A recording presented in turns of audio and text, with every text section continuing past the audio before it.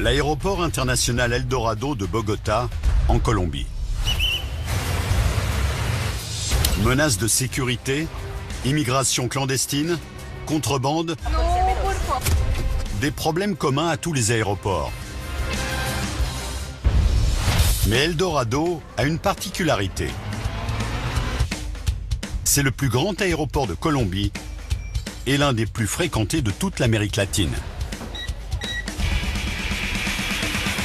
Les autorités y font la chasse à un produit local, tristement célèbre, la cocaïne. Présence de cocaïne confirmée. Les trafiquants sont prêts à tout pour parvenir à leur fin. Vos billets ont été achetés au Mexique, ça ne vous paraît pas bizarre? Un vol décolle toutes les 7 minutes.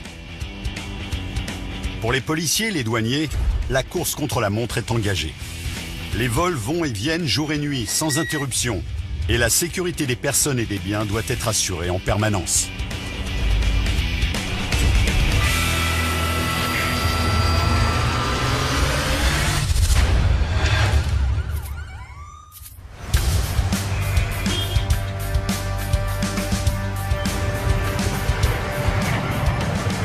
« 500 agents de sécurité patrouillent en permanence dans les locaux de l'aéroport. Chaque matin, une nouvelle équipe remplace la précédente. Sa mission, garantir la sécurité des 70 000 passagers qui transitent quotidiennement dans les différents terminaux de l'aéroport et empêcher le passage d'objets frauduleux. Un vol à destination de Mexico s'apprête à décoller. L'enregistrement touche à sa fin. Quand des bagages sont sujets à caution, les agents de la douane emmènent les passagers dans une pièce appelée la salle de réconciliation. Vous n'avez pas déclaré cet objet? Merci, ça ira. Il ne reste plus que les bagages de 2 passagères, une jeune femme et sa belle-mère. On a demandé à la belle-fille si l'un des sacs était bien le sien. Et elle a répondu oui. C'est votre sac? Oui.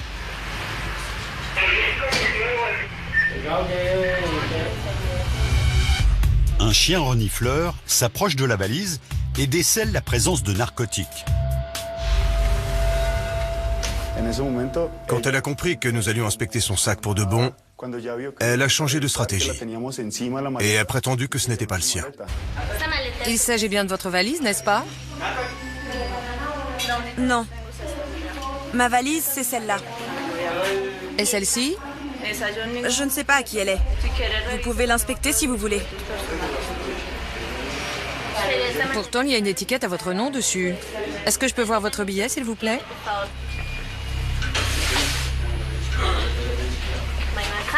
Ça, c'est le reçu qu'on vous a donné à l'enregistrement. Ce numéro nous permet d'identifier les bagages de chaque passager. Vous comprenez? Oui. Mais je n'ai qu'une valise, et elle est là. Je ne dis pas le contraire, mais vous avez enregistré l'autre bagage à votre nom. C'est écrit sur votre reçu. Vous venez de me dire à l'instant que cette valise était à vous. Vous parlez de quelle valise? Vous ne m'avez demandé que pour celle-ci.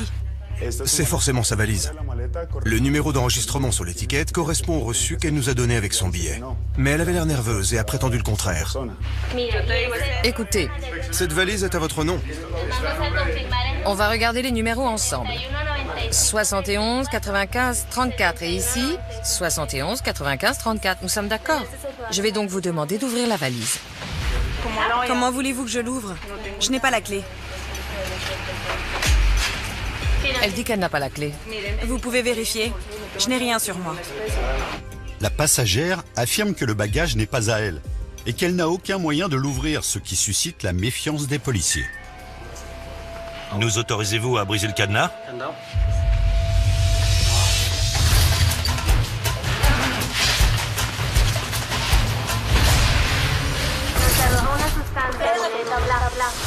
Tenemos una instrucción en satélite 5 hacia 6. Que ya le solicito a la policía. L'aéroport possède 10 postes de sécurité où les agents s'affairent sans arrêt. Bonjour, je peux voir vos papiers, s'il vous plaît? Bien sûr. Motif de votre séjour au Panama? J'y habite. Vraiment? Les agents de sécurité interrogent chaque passager. En moyenne, une personne sur 20 est transférée dans la salle du scanner corporel, où une machine à rayons X peut détecter d'éventuels objets dissimulés à l'intérieur du corps. La plupart des grands aéroports internationaux utilisent cette technologie depuis 2008. Vous vous trouvez dans une zone contrôlée par la police nationale. Cette machine va nous permettre de vérifier que vous ne transportez pas d'objets dans votre organisme. Inspirez et retenez votre respiration. Retirez vos chaussures, s'il vous plaît. Vous aussi.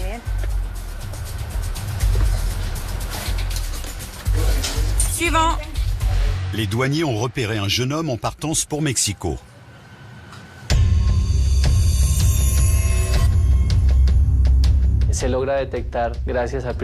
On nous a signalé l'individu après la fouille corporelle à l'entrée de l'aéroport. Cette fouille fait partie de la procédure pour tous les passagers qui quittent le pays. Il avait un comportement suspect, ce qui nous a conduit à l'envoyer au scanner corporel pour effectuer une fouille plus poussée.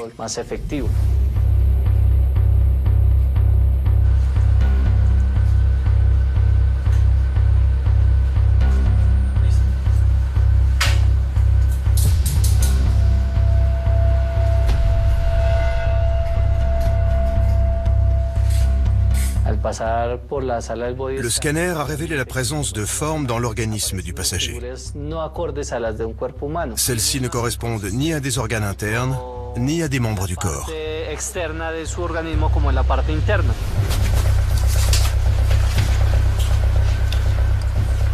Par ici, s'il vous plaît. Il semblerait que le passager ait non seulement ingéré des substances suspectes, mais transporte également des objets au niveau de son abdomen. Entrez dans cette pièce.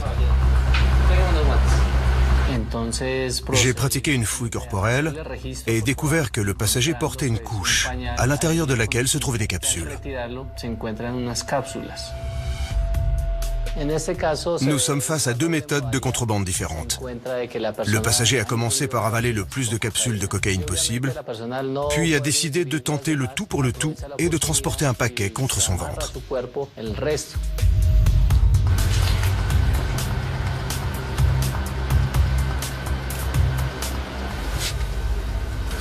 Nous allons procéder à une analyse. Le produit chimique va réagir à la substance que nous avons trouvée et nous dire de quoi il s'agit.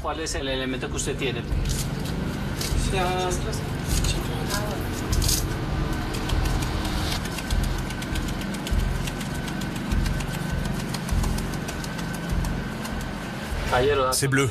Présence de cocaïne confirmée.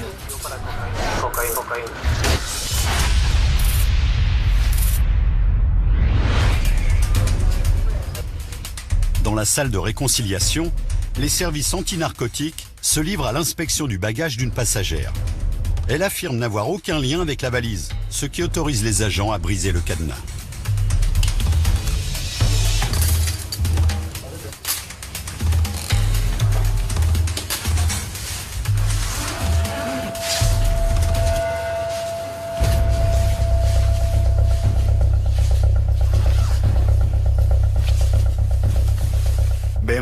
Il y avait deux manteaux, à l'intérieur desquels étaient disposés plusieurs paquets de poudre blanche.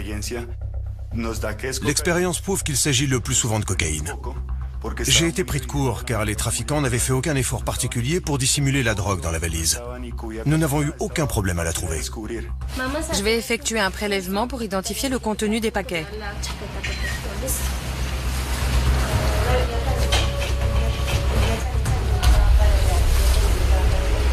Présence de poudre blanche dans les manteaux. C'est à ce moment précis que la passagère a compris que nous avions découvert le contenu de la valise. Elle a alors perdu connaissance et s'est effondrée par terre. Appelez un médecin. Envoyez-nous une assistance médicale. La jeune femme vient de s'évanouir et ne répond pas aux gestes de premier secours. Tenez-lui la tête.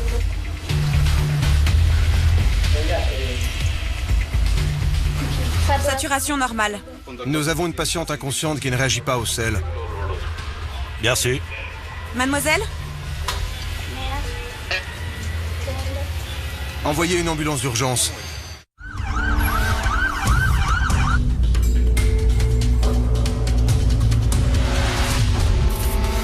salle du scanner corporel, aéroport Eldorado. Les services de police prennent environ 10 personnes par mois en flagrant délit de trafic de drogue par ingestion. Les agents viennent de découvrir des capsules de cocaïne à l'intérieur du corps d'un jeune homme qui porte également 44 capsules supplémentaires dans une couche jetable.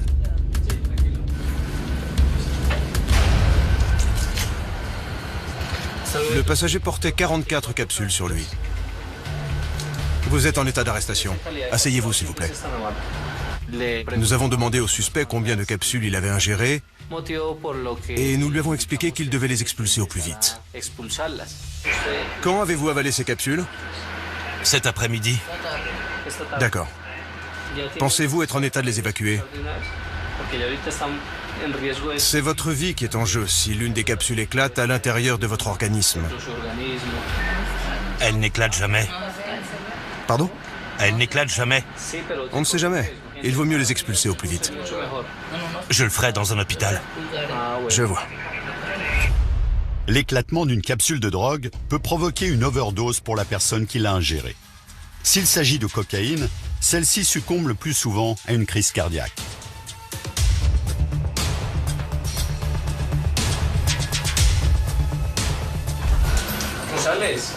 Remettez tout dans le sac.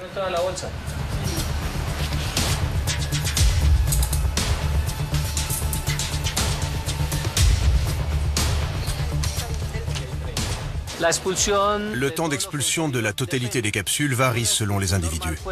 Cela prend en général entre 12 heures et 5 jours. Vous pouvez y aller. Pour le passager, il n'est plus question d'aller à Mexico. Il est désormais urgent de l'amener à l'hôpital le plus proche. À elles seules, les 44 capsules pourraient valoir une sentence de 8 ans de prison aux passeurs de drogue.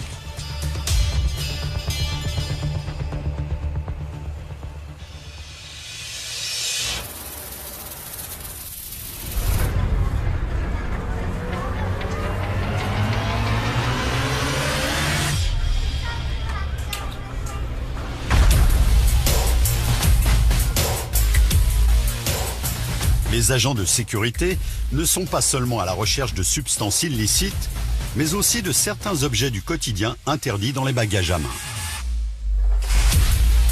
Les objets saisis sont ensuite stockés dans une zone réservée. Chaque mois, les autorités interceptent plus d'1 tonne de ciseaux, couteaux, briquets, boissons alcoolisées, cosmétiques et autres objets potentiellement dangereux. Dans la salle de réconciliation, une passagère est toujours sans connaissance après s'être évanouie pendant une fouille de bagages. Faites de la place. Mademoiselle? On a un pouls, mais elle ne réagit pas. Tout laisse à penser que la valise contient bel et bien des paquets de cocaïne. Ce type de réaction est courant. Quand un passeur de drogue est découvert, il est fréquent qu'il s'évanouisse ou feigne un malaise. La plupart pensent ainsi entraver notre travail et empêcher que nous trouvions les narcotiques cachés dans leurs bagages. Comment elle s'appelle? Vous connaissez son nom? Les signes vitaux sont bons.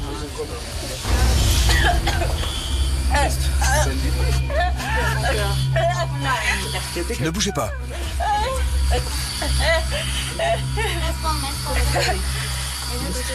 Préparez de l'oxygène. Pendant ce temps, la police continue son enquête afin de déterminer si les paquets à destination de Mexico contiennent bien de la cocaïne. Regardez de ce côté, s'il vous plaît. Ce test nous confirmera ou non s'il s'agit de cocaïne.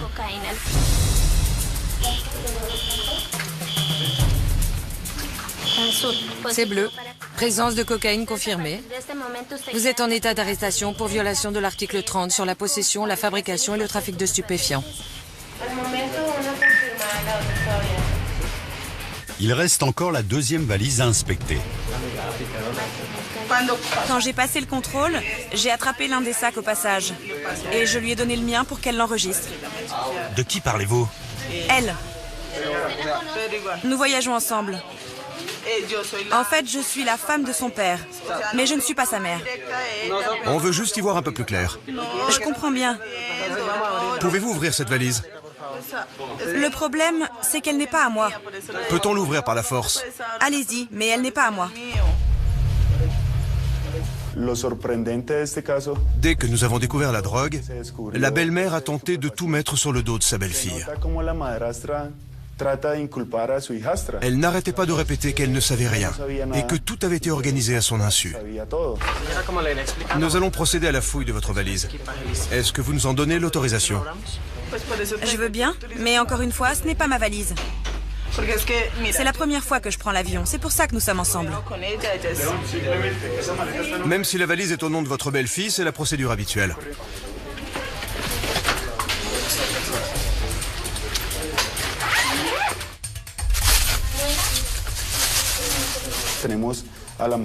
La valise de la belle-mère avait à peu près le même poids que l'autre. Il était évident que c'était son bagage, même si elle affirmait le contraire. Elle savait pertinemment ce qu'il attendait si nous découvrions de la cocaïne dans son bagage.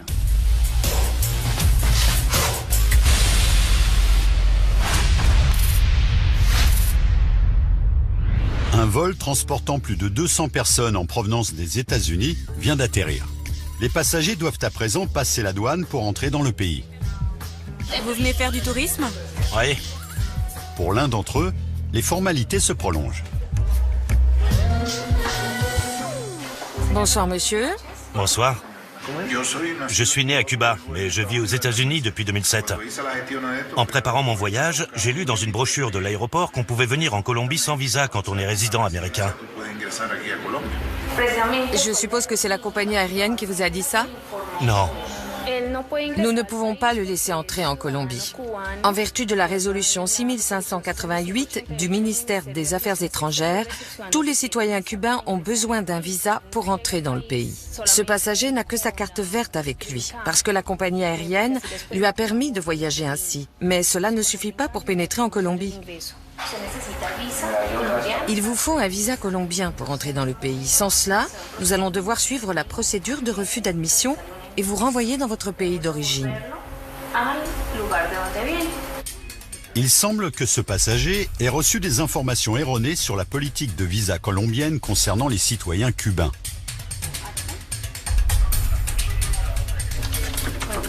Et je ne peux rien faire? Non, Je ne comprends pas. je sais que c'est difficile. J'ai perdu de l'argent, j'ai perdu mon temps, mes vacances sont à l'eau, c'est un désastre. Le passager cubain est impuissant face aux lois d'immigration. Pour moi, c'est du temps et de l'argent fichu en l'air. J'avais tout prévu pour passer mon unique semaine de vacances annuelles ici. Et je peux faire une croix dessus.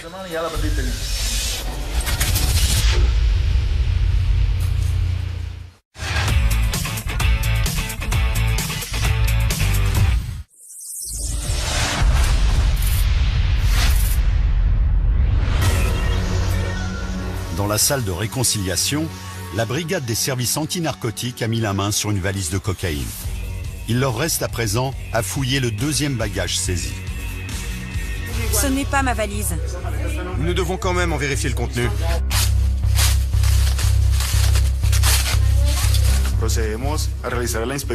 Nous avons ouvert la deuxième valise et trouvé exactement la même chose que dans la première. 2 manteaux dans la doublure desquels étaient cachés des paquets de poudre blanche. Nous allons analyser leur contenu.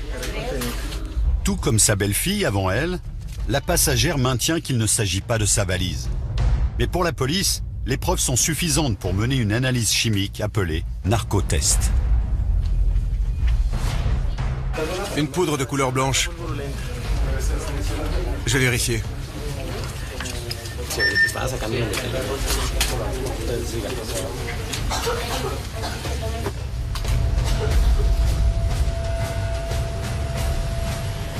C'est bleu. Présence de cocaïne confirmée. Vous êtes en état d'arrestation pour trafic de drogue. Vous avez le droit d'appeler votre avocat et de passer un coup de téléphone.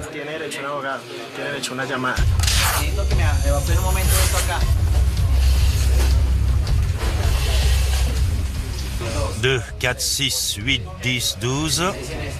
2, 4, 6, 8, 10. Au total, ce sont 32 paquets de près d'1 kilo chacun qui ont été saisis. L'embarquement est terminé? Comment vous sentez-vous? Mal. Où avez-vous mal? Aux oreilles. Et j'ai du mal à respirer.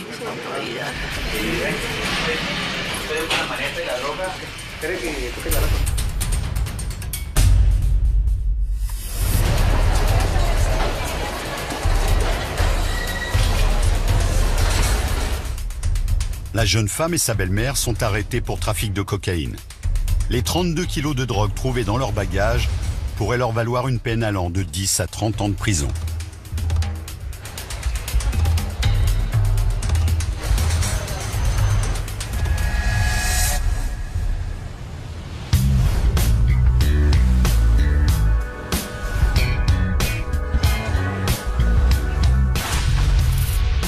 Dans les bureaux des services d'immigration, la procédure patine.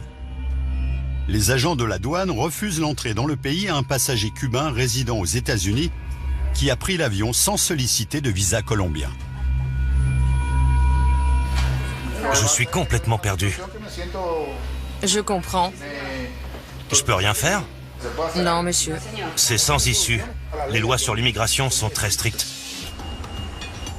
Les préparatifs de l'avion qui va ramener le passager cubain aux États-Unis sont presque finis.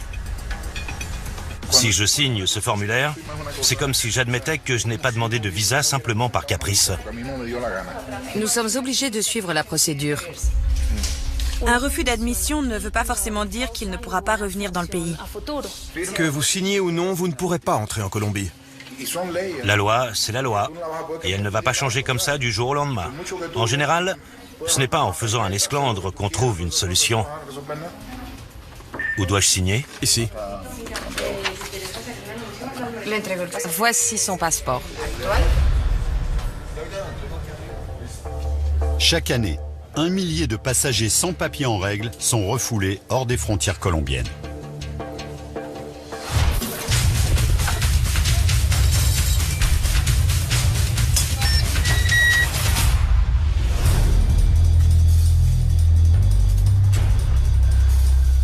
Asseyez-vous ici, s'il vous plaît. Dans la salle du scanner corporel, l'équipe antinarcotique interroge un nouveau suspect, un passager à destination de Mexico.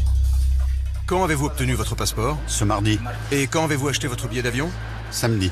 C'est la première fois que vous quittez la Colombie? Oui, je vais au Mexique. Vous travaillez? Je suis à mon compte. Et quelle activité exercez-vous? Je suis vendeur de rue.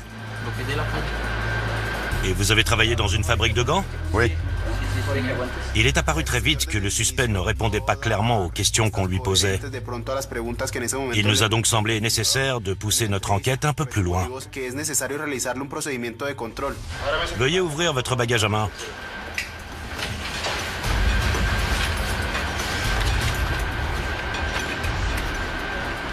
Où avez-vous dit avoir acheté vos billets? Je sais pas exactement. Ah ouais? Vos billets ont été achetés au Mexique. Ça ne vous paraît pas bizarre?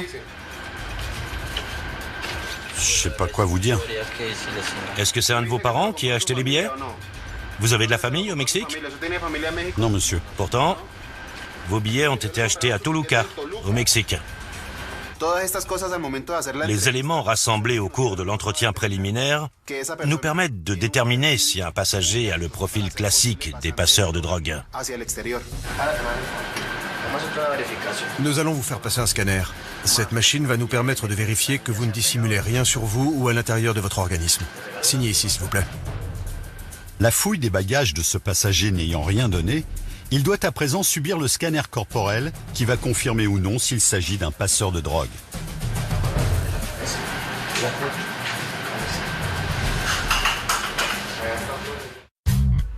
Près de 27 millions de passagers transitent chaque année dans l'aéroport Eldorado. Mais tous ne sont pas humains. Mon avion vient d'atterrir. J'arrive de Floride et je voyage avec ma chienne. Je dois toujours la garder près de moi à la demande expresse de mon médecin parce que je suis épileptique. Ma chienne sent quand je vais défaillir et aboie d'une manière particulière qui me permet de prendre mes médicaments à temps pour éviter une crise. C'est pour ça qu'elle est autorisée à voyager avec moi dans l'avion. Voici sa carte de chien d'assistance.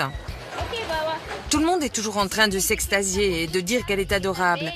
Personne ne me dit jamais ça à moi.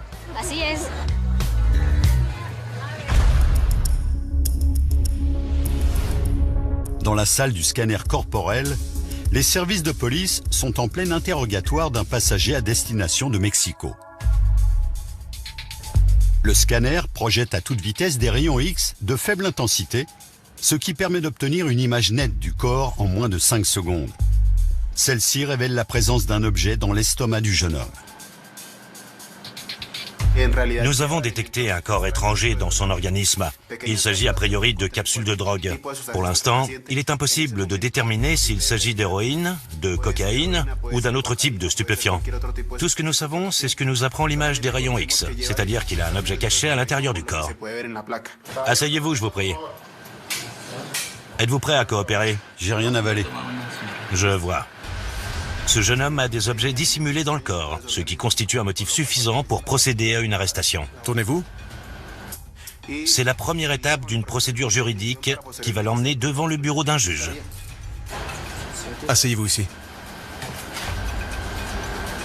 Mais d'abord, nous devons l'adresser à l'hôpital le plus proche. On a récupéré ses bagages? Par ici, s'il vous plaît. Il sera pris en charge par un radiologue qu'il gardera en observation jusqu'à ce qu'il ait évacué naturellement chacun des objets stockés dans son estomac. Une fois les capsules expulsées, les autorités pourront en identifier le contenu et la quantité et décider de la peine à laquelle le passeur sera soumis. Dans ce type de cas, la peine de prison pourrait osciller entre 8 et 12 ans.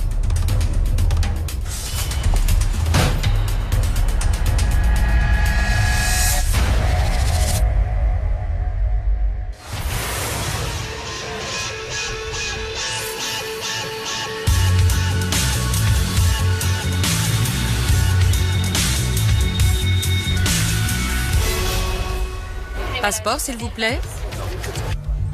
Chaque année, l'aéroport Eldorado voit défiler près de 100 000 enfants qui voyagent avec leurs parents. Si le mineur est accompagné d'un seul parent, la loi impose certaines conditions supplémentaires pour voyager. Une femme et sa fille rencontrent des problèmes de papier lors de leur départ à destination de Madrid. Avez-vous de la famille pour venir chercher votre fille? Non. Quelqu'un qui pourrait s'occuper d'elle? Vous n'avez pas les papiers réglementaires pour emmener votre fille hors de Colombie. Quand un mineur colombien voyage hors des frontières nationales, le parent accompagnant doit être en possession d'une autorisation de départ signée par l'autre parent. Dans le cas présent, il suffit de comparer les empreintes digitales sur l'autorisation et l'extrait de naissance du père pour se rendre compte qu'elles n'ont rien à voir l'une avec l'autre. La mère risque des poursuites judiciaires.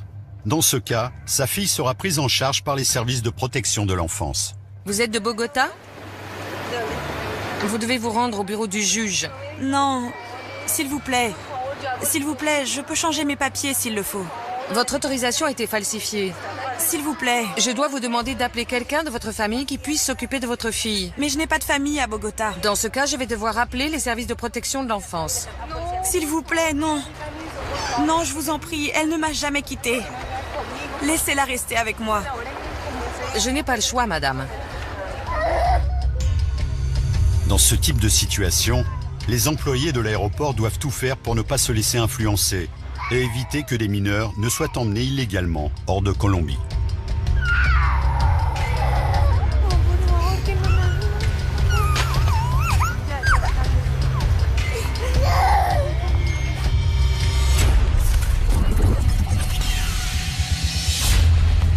Les services anti-narcotiques emmènent un nouveau suspect en salle de scanner.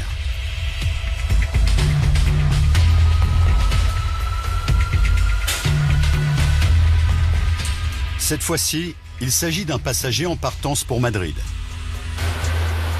Laissez votre valise ici.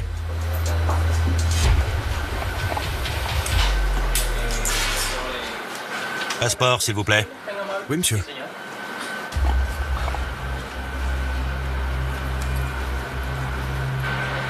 Où allez-vous? À Madrid. Une signature ici, s'il vous plaît. Reprenez votre passeport. Ceci est une enquête menée par la police nationale. Vous allez passer par le scanner corporel pour nous permettre de vérifier que vous ne transportez rien dans votre corps. D'accord. Signez ici. N'oubliez pas votre passeport. Le rôle des policiers est de profiler les passagers se dirigeant vers certaines destinations critiques du trafic de drogue. Cet homme se rend en Europe, ce qui augmente considérablement les chances qu'il s'agisse d'une mule transportant de la drogue. Nous allons donc procéder à un scanner. Je vais vous demander de vous tenir ici, avec les mains sur la tête, en regardant droit devant vous.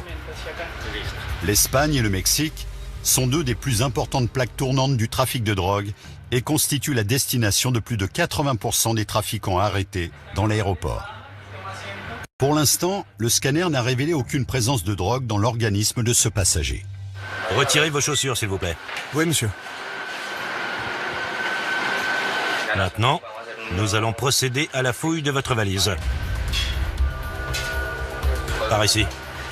Les services antinarcotiques interceptent en moyenne 15 à 20 bagages contenant de la drogue chaque mois. Bien. Mettez-vous là, s'il vous plaît. Le policier en exercice a commencé l'inspection de la valise. Il a trouvé qu'elle avait une odeur un peu bizarre. Je vais pratiquer une petite incision dans la doublure. Une odeur de cocaïne.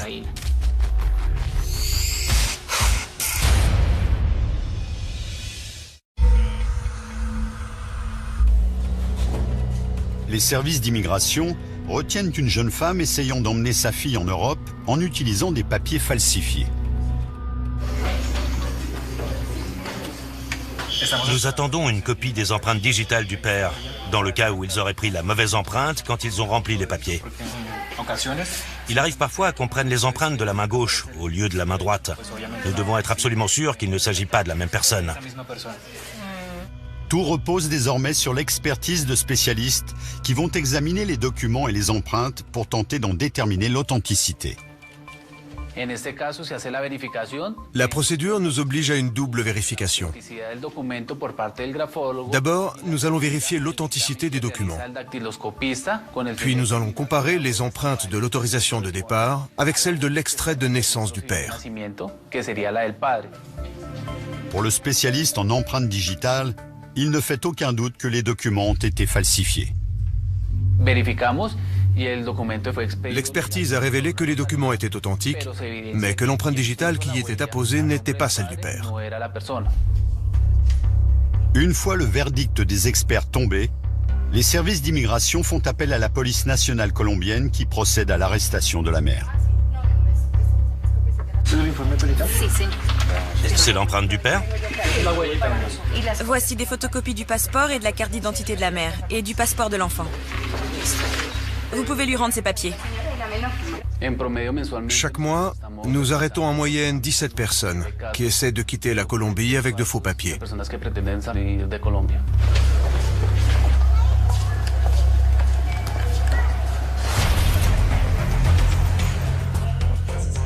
Les services antinarcotiques contrôlent à présent les passagers du prochain départ international à destination de la République dominicaine. Leur attention est attirée par des passagers qu'ils décident d'emmener passer un scanner corporel. Écartez bien les jambes. Ne bougez pas et regardez droit devant vous.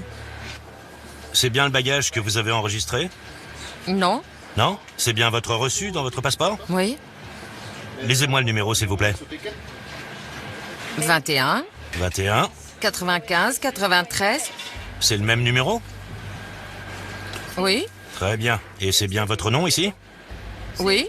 Il s'agit donc du bagage que vous avez enregistré. Mais il n'est pas à moi. Mais vous l'avez bien enregistré. Non. À qui est-il alors? Je ne sais pas. Ce sac est à votre nom. Donc nous allons en inspecter le contenu. Ce sont des vêtements d'homme. Pourtant, le sac est à son nom. Mais il n'est pas à moi. Il y a votre nom dessus. Les policiers dénichent plusieurs boîtes d'allure suspectes. Il y en a d'autres? Je crois que oui. Venez par ici, mademoiselle.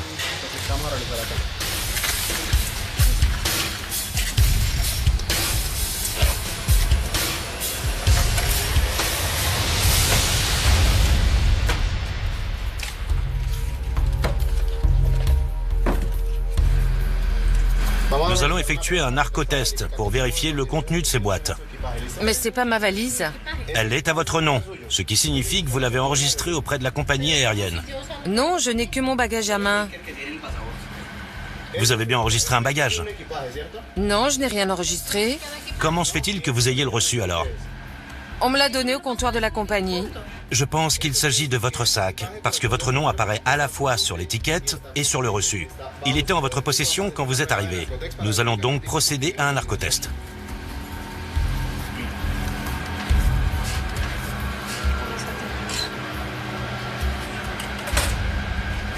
Présence de cocaïne confirmée.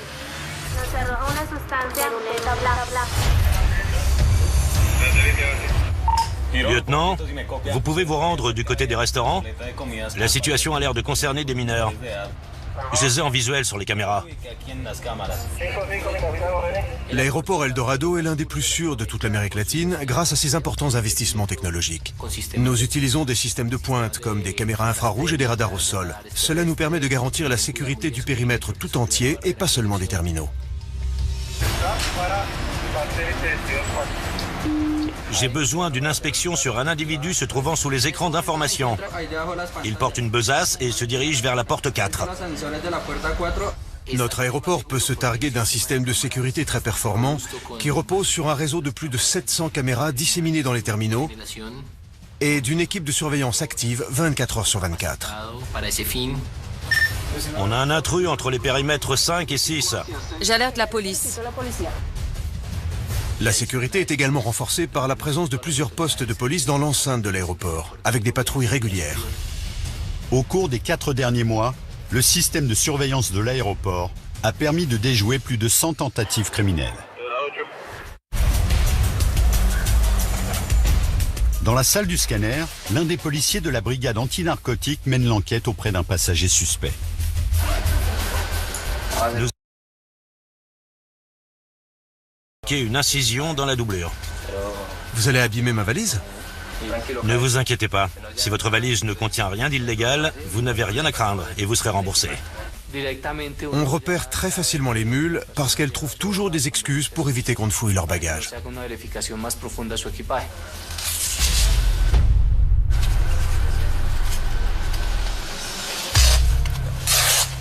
Regardez ce que j'ai trouvé.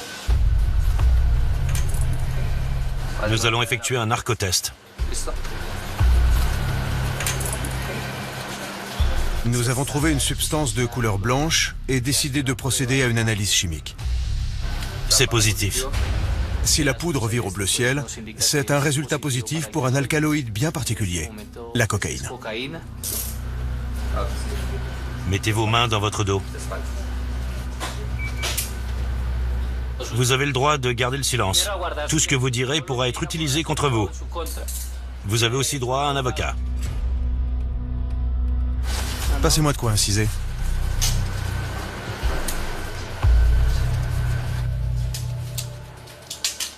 Bien qu'ils aient arrêté le passager, les policiers doivent terminer l'inspection des bagages. À leur grande surprise, ils découvrent d'autres compartiments secrets.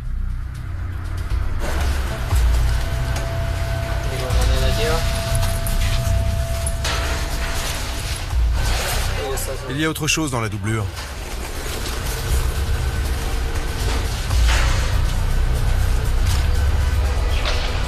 Le passager est arrêté pour possession et trafic de stupéfiants. Devant un tribunal, il risque entre 8 et 12 ans de prison.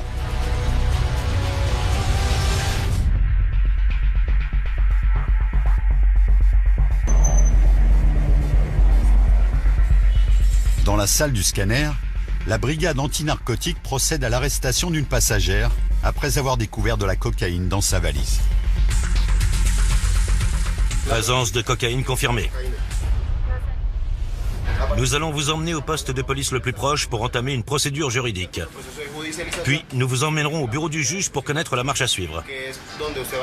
Je vous conseille de contacter votre avocat. Vous dites que la valise n'est pas à vous. Il incombera au juge et à votre avocat d'en décider. Vous avez des objets de valeur? D'autres téléphones portables? Oui, et j'ai des bijoux qui valent cher.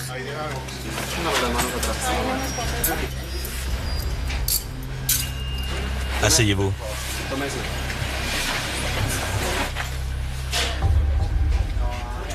Quel âge avez-vous? 24 ans.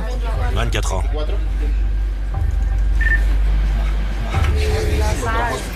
Elle a des paquets de cocaïne dans son sac. Suivez-moi, je vous prie.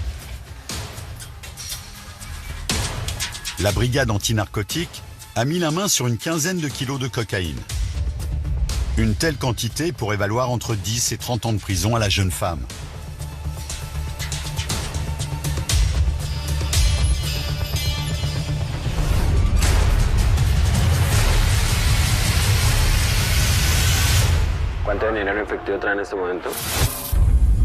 Ce passager en partance pour Madrid a tenté de passer plus de 2 kilos de cocaïne en douce grâce à des compartiments secrets à l'intérieur de son bagage à main. La grande majorité des passeurs savent pertinemment ce qu'ils ont dans leur bagage et que leurs actions sont illégales. C'est le jeu du chat et de la souris, tout simplement.